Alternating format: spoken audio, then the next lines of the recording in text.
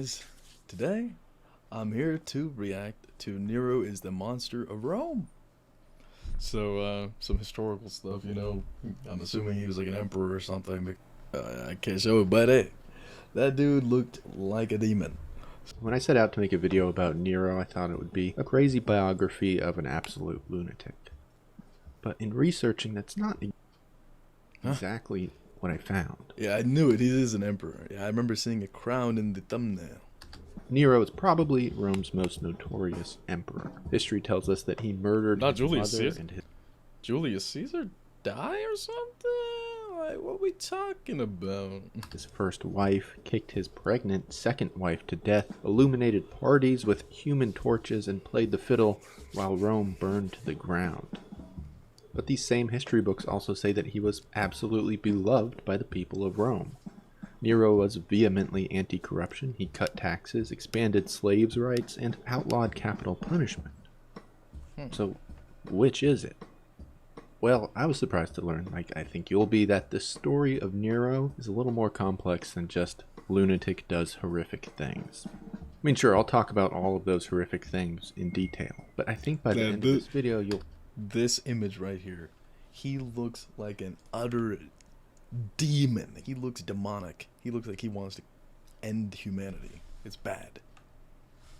Find yourself questioning not just what you believe about Nero, but maybe what you believe about history and who gets to write it and what that means for the rest of us. First things first, though, let's talk about Nero.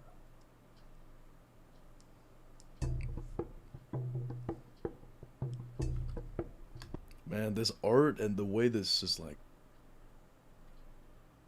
created is just perfect, because it's like that Roman, it's like that ancient text, and the art is like the old school type. It just looks beautiful. I just want to say. So the royal lineage of Rome is a huge, complicated spider web. I could really spend an hour or two talking about Nero's place in it all. So I'm just going to speed through this part. Nero was born as the great-great-grandson to the Emperor Augustus. So certainly not first in line to any throne, but always in the conversation from day one.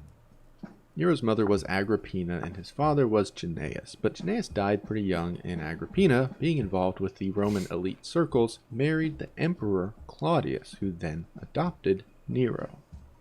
Claudius also had another son, but it seemed like the emperor favored Nero in most ways.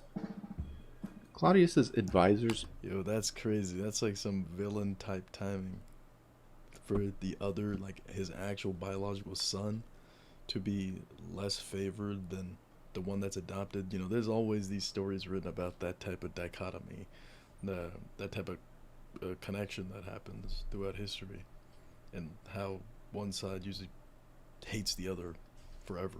Cautioned him, though. They said that Nero was spoiled, aloof, and kind of showed a cruel side.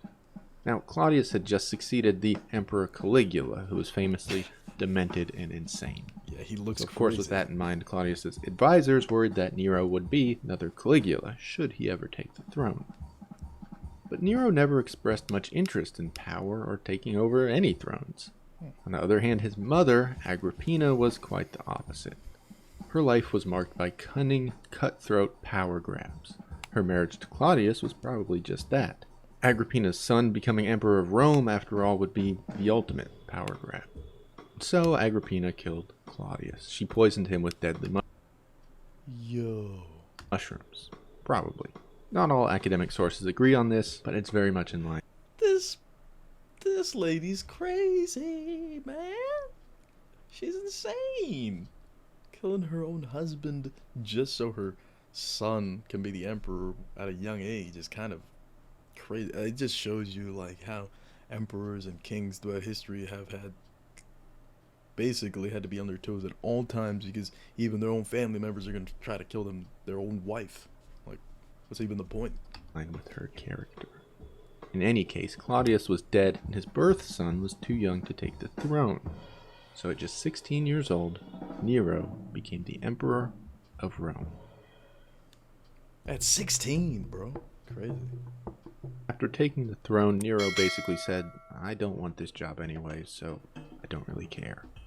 He kind of just did his own thing. At the time, artists were the lowest class in society, but Nero loved them. Nero was an artistic type. He was creative, so he started hanging out with artists in theaters and in brothels. He would even get drunk and make cameo appearances in theatrical productions. During this time, Nero held public orgies, once even getting married to another This man man is crazy. I mean, it's an emperor, you know, he could do whatever he wants. who had participated. I don't know if Nero truly identified with the lower class, but he certainly won their affection with his sociable, creative personality. And indeed, he walked the walk, performing a series of diplomatic actions that were great for the lower classes of Roman society. Nero inherited an empire that was enormously in debt, so he overhauled the tax system. To encourage economic growth and make it easier for people to earn a living, he lowered taxes on individuals and businesses. Nero also implemented a series of public works projects, creating jobs and boosting the Roman economy. Nero made it legal for slaves to file complaints about their masters. This gave This motherfucker look like, man, I'm gonna get in trouble, but he looks like he looks like a hombre. It's crazy, slaves but that's just a what came higher to my standing mind. in Roman society and I'm in so possibly much planted trouble. the I seeds just for started. future I'm so reforms. cooked. Nero also ended a war, negotiating a peace treaty with the nearby Parthian Empire. All of this stuff made Nero's reign pretty successful, at least as far as the common people were concerned. But the Roman elites, the Senate, they weren't impressed at all. They believed Nero was making a mockery of the throne, engaging in arts, elevating slaves. This was all despicable to those in the upper echelon of Roman society. Every time in history, someone in power tries to do something good, and all the elites just come together to destroy them, and then the cycle continues for eternity, basically, even today. In various parts of the world, it's happening. So Tough Nero life. developed a sort of inner circle of power, trusted allies.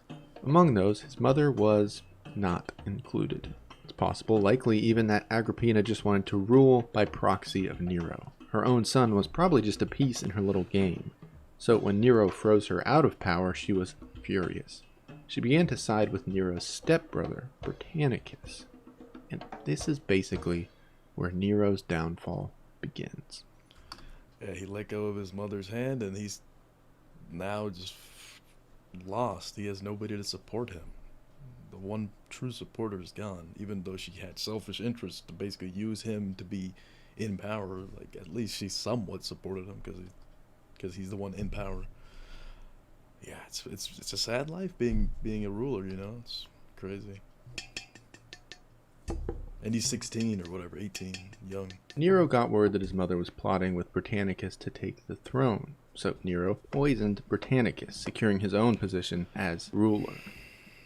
Not long after, Nero began to wonder if he really needed Agrippina around. Looks like it's the Statue of Liberty, man. It's crazy. If the Statue of Liberty had less hair, He concluded that, in fact, he didn't. or a little Nero more hair, had his mother board a boat that was designed to sink. The boat indeed sank, but Agrippina managed to swim to shore. When she arrived at shore, Nero's men stabbed her to death. It's said that as the soldiers approached, she told them to stab her in the stomach where, quote, she had nurtured the monster. If this sounds too poetic to be true, stay tuned, because it might be. Nero tried to tell the Roman people that Agrippina's death was a suicide, but word quickly spread that he had murdered his mother, and the public began to turn on Nero. Now, Nero was married to a woman named